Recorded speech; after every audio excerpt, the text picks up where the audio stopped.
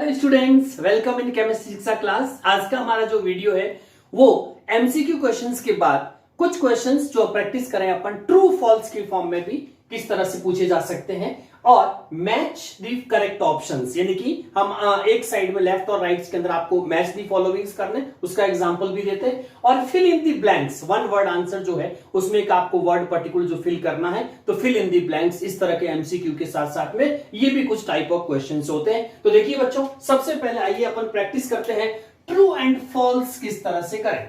तो उसमें question number 1 आपको ये इस सेंटेंस पे ध्यान देना और इस सेंटेंस में आपको ये देखना कि गिवन सेंटेंस ट्रू है या फॉल्स है। जैसे कार्बोनाइल कंपाउंड, स्टूडेंट जब कभी भी कार्बोनाइल कंपाउंड आएगा इसका मीनिंग हमेशा एल्डिहाइड या कीटोन की कोई भी मेंबर हो सकता है।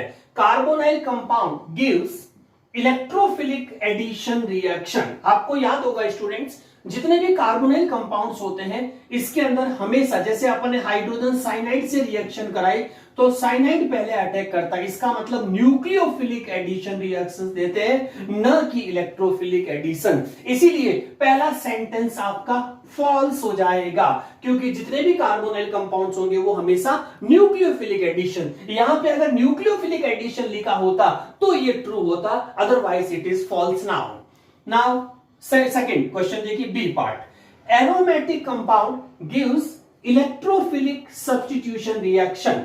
यस स्टूडेंट, जितने भी एरोमेटिक का मतलब कि यहाँ पे बेंजीन रिंग जरूर होगी आपके पास में, और बेंजीन रिंग से जो भी H+ ये हमेशा इलेक्ट्रोफाइल की फॉर्म में हटता है, और चूंकि यहाँ पे सिंगल बॉन्ड है इसीलिए सब्स्टिट्यूशन ही रहेगा। तो सब्स्टिट्यूशन भी सही है और बेंजीन या इसका कोई भी डेरिवेटिव इलेक्ट्रोफाइल रिलीज करता है, इसीलिए इसको इलेक्ट्रोफिलिक सब्स्टिट्यूशन कहा जाएगा। तो बी आपका बिल्कुल करेक्ट है, इलेक्ट्रोफिलिक सब्स्टिट्यूशन, जो true answer.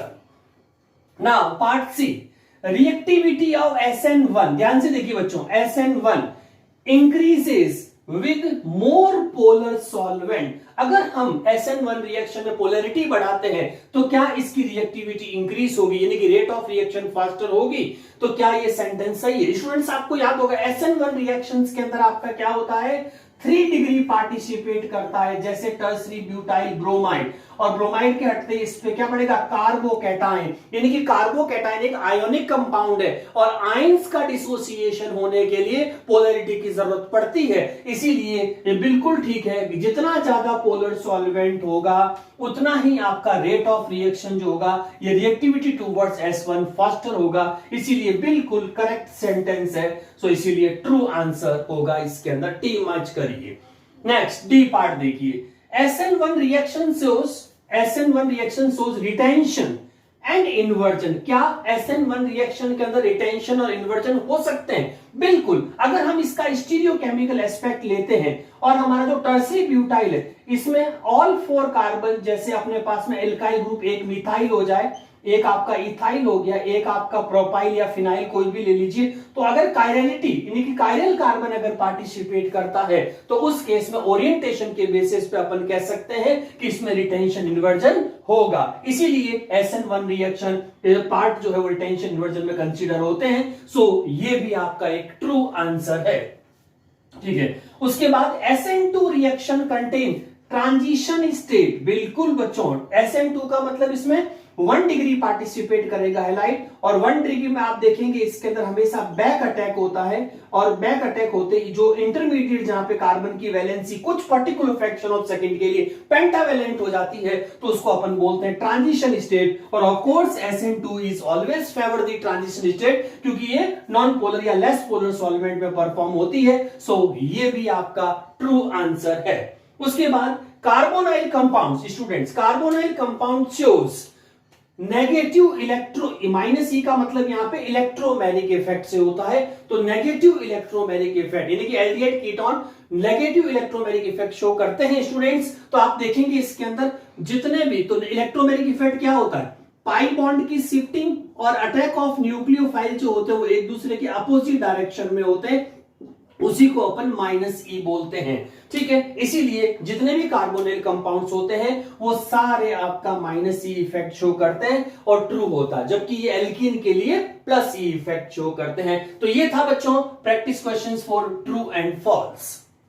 Yes students, next हमारा पैटर्न ऑफ क्वेश्चन है मैच दी फॉलोइंग्स, यानी कि आपके पास में दो साइड में ऑप्शंस होंगे, इधर 1 2 3 4, और उसको आपको उस पर करेक्ट ऑप्शन के साथ में मैच करना, जिसमें वही आपको ऑर्गेनिक का कंसेप्ट पता होना चाहिए। जैसे आइए प्रैक्टिस करें।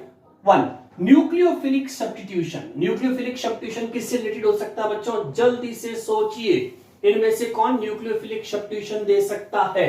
तो ऑफ कोर्स न्यूक्लियोफिलिक सब्स्टिट्यूशन में क्या होगा, 1 डिग्री 2 डिग्री या 3 डिग्री हैलाइड्स हो सकते हैं, ठीक है, हैलाइड्स हो सकते हैं इसके अंदर। तो न्यूक्लियोफिलिक सब्स्टिट्यूशन के अंदर आपका आ गया RX, ओके, RX हो जाएगा। Now electrophilic addition, electrophilic addition देखेंगे तो कौन से, एल्कीन या एल्काइन, डबल बॉन्ड या ट्रिपल बॉन्ड? तो ये देखिए आपका एल्कीन ऑप्शन दे रखा है, alkene. Markovnikov's rule, students Markovnikov rules में एसिमेट्रिक एल्कीन इसमें होना चाहिए, अदरवाइज इसमें क्या करेंगे, पोलर सॉल्वेंट, क्योंकि वाटर की प्रेजेंस में होता है तो polar solvent is required. Saytzeff rule, बच्चों सेटजेफ रूल आपको याद ही है, किस पे डिपेंड करता है कि एंड प्रोडक्ट में आपका कार्बन नंबर, जो डबल बॉन्ड कार्बन कंटेनिंग होता है, उस पे नंबर ऑफ सब्स्टिट्यूएंट्स कितने होते हैं, उसके बेसिस पे मेजर प्रोडक्ट डिसाइड होता है। तो सेटजेफ रूल हमेशा product based on number of substituents में सेटजेफ रूल अप्लाई होता है। उसके बाद एक ही बचा आपके पास में 1 degree alkyl hide, of course 1 degree alkyl hide जो है वो SN2 रिएक्शन को सपोर्ट करती है। यस स्टूडेंट्स, थर्ड कैटेगरी इसमें आपकी है फिल इन दी ब्लैंक। अगर इस टाइप का कोई क्वेश्चन होता है, ये भी एक पैटर्न है, इसमें फिल इन दी ब्लैंक में आपको पर्टिकुलर एक 1 वर्ड आंसर जो फिल करना है उसमें। जैसे आइए प्रैक्टिस करते हैं। 1 basicity of amine are based on dot dot dot acid base theory. कौन सी थ्योरी? जैसे एसिड बेस में 3 ही थ्योरी है, Arrhenius acid base theory, Lewis acid base theory, Bronsted Lowry acid base theory. तो बेसिसिटी में अपन क्या देखते हैं, लॉन पेयर, क्योंकि अमोनिया के सराउंडेड तो लॉन पेयर होगा, नाइट्रोजन का वो रिलीज होगा on the basis of R group, तो ये आपका लॉन पेयर रिलीज होता है, किस पे डिपेंड करता है, लुईस एसिड बेस थ्योरी पे। इसीलिए इसमें आंसर आपका हो जाएगा लुईस एसिड बेस थ्योरी पे बेस्ड होती है। Okay, now question number 2 benzyl alcohol is used as. अब स्टूडेंट इसमें यूजेस बहुत सारे हो सकते हैं, लेकिन उससे वो यूज जो आप लिख रहे हैं वो उससे रिलेवेंट होना चाहिए, ये ध्यान रखना है। जैसे benzyl alcohol is used as pharmaceutical aid, और भी यूजेस हो सकते हैं बट वो रिलेवेंट होना चाहिए, कोई भी एक उसमें लिखिएगा pharmaceutical aids, okay, pharmaceutical aids. Now question number 3 paraldehyde is used as, again same things, आपका रिलेवेंट यूज उसके अंदर आना चाहिए, ठीक है। तो जैसे suppose used as preservatives, okay, तो वो उससे रिलेवेंट आप कोई भी एक वर्ड उसमें लिख देंगे।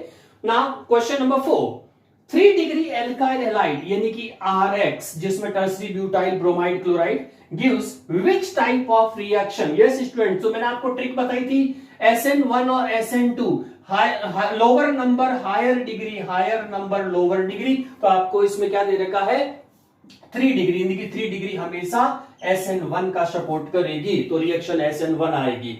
Cyanide, next question, cyanide and isocyanides are dot dot dot isomers, दोनों एक दूसरे कौन से स्ट्रक्चरल आइसोमर्स हो सकते हैं? तो आंसर राइट होगा फंक्शनल आइसोमर्स। तो ये एक दूसरे के, क्योंकि जैसे एल्डिहाइड कीटोन होते हैं वैसे साइनाइड आइसोसाइनाइड भी एक दूसरे के फंक्शनल आइसोमर्स होंगे। तो ये थे बच्चों आपके फिल इन द ब्लैंक। तो ये आपके पास में और डिफरेंट टाइप के क्वेश्चंस बच्चों, इस तरह के पैटर्न के क्वेश्चन की भी प्रैक्टिस करिए। थैंक यू फॉर ज्वाइनिंग, पढ़ते रहिए, बेस्ट विशेस।